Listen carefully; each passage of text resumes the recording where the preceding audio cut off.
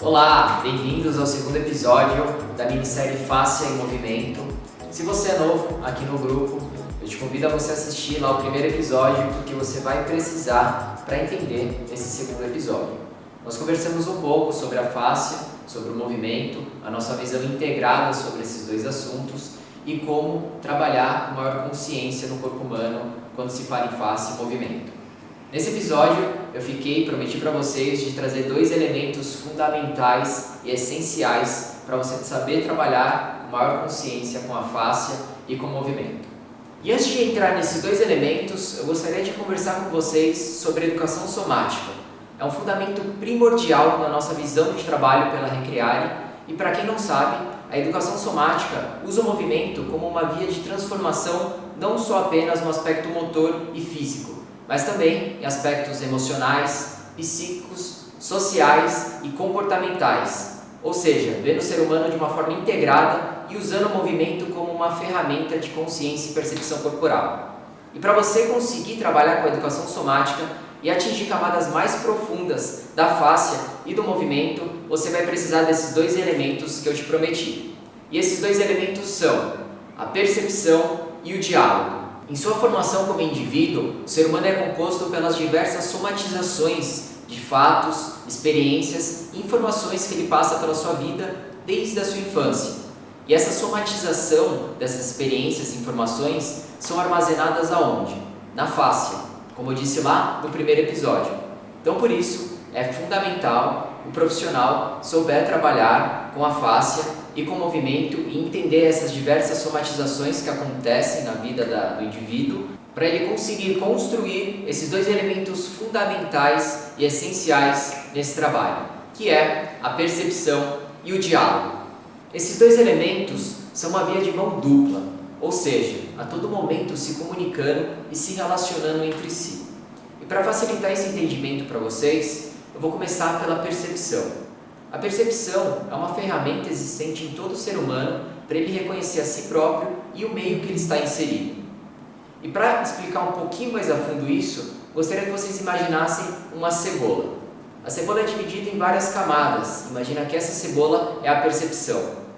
E dentro da percepção há duas palavras fundamentais. Anotem aí. A camada externa da cebola seria a propriocepção. A propriocepção é como o ser humano reconhece no espaço que ele está localizado. E habitualmente ele reconhece pelos 5 sentidos: pelo tato, pelo paladar, pela audição, pela visão e pelo olfato. E se você descascar mais ainda essa cebola, você vai chegar numa camada mais profunda, que é a nossa segunda palavra, que é a interocepção. Anota essa palavra que ela é bem importante. A interocepção ela é composta por diversas inteligências mais sutis, mais sensíveis existentes no nosso corpo.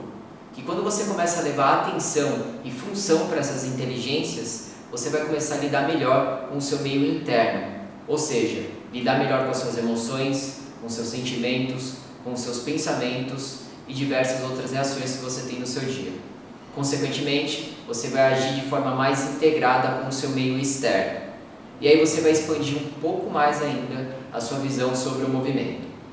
E você, profissional, é de suma importância que você trabalhe, estimule e pratique esse elemento da percepção para você compreender de forma mais integrada o nosso próximo elemento. Nós estamos fazendo aqui o nosso movimento para te ajudar com isso. Nosso próximo elemento é o diálogo. E o diálogo, normalmente, ele começa com um diálogo externo para desenvolver o diálogo interno. E o que eu quero dizer com isso? Assim como eu estou fazendo aqui com vocês, você irá fazer com o seu aluno. Ou seja, o diálogo externo do professor para com o aluno, para que conforme ele vai aumentando a sua percepção corporal, ele começa a desenvolver um diálogo interno dele com si próprio. E como que você consegue construir isso no seu aluno e também na sua vida pessoal? E a chave para você conseguir construir isso é através da abordagem. A abordagem é a sinergia entre a percepção e o diálogo. E eu te faço uma pergunta. Nos seus atendimentos, nas suas aulas, como é a sua abordagem? Você conduz ou você induz o seu aluno ou o seu cliente? Se você quer atingir camadas mais profundas e trabalhar com a interocepção, você vai ter que aprender e trabalhar com a condução. E como que você consegue levar uma condução melhor nas suas aulas e conseguir atingir essa camada mais profunda de percepção. Eu vou te dar algumas dicas aqui nesse vídeo. Uma delas é a velocidade da sua fala. Como que é a maneira com que você se comporta e coloca a sua fala nas suas aulas. Os questionamentos que você coloca no seu aluno. Você fica em assuntos rasos ou você se aprofunda? Como que é a questão da pausa? Você usa pausa durante as suas aulas? Quando eu digo pausa, não é aquele tempo de descanso, não, para você pegar mais peso, etc. É quando você dá um estímulo e você dá uma pausa para o aluno entender qual foi aquele estímulo, o que aquilo reagiu e sentiu no organismo dele. Um outro ponto muito importante é você trabalhar a imaginação do seu aluno, através de metáforas ou de analogias. Construir esse universo imaginário que há dentro de cada um, porém que é pouco estimulado. E cabe ao profissional construir isso no seu aluno. E um último fator, que eu vou deixar por último, mas não menos importante, pelo contrário, ele é muito importante, é a atenção. Como que você constrói a atenção no seu aluno? Quando você, através de um questionamento, de uma pergunta, de uma analogia, você leva a atenção do seu aluno para dentro de si, ele começa a desenvolver melhor esse diálogo interno. Pode ter certeza que o nível de percepção dele e das suas aulas vai melhorar muito. Estamos chegando no final do segundo episódio e já deu para ver que a percepção e o diálogo são fatores essenciais para você elevar os seus atendimentos, as suas aulas a um outro nível. Nós estamos focando no processo e não apenas no resultado.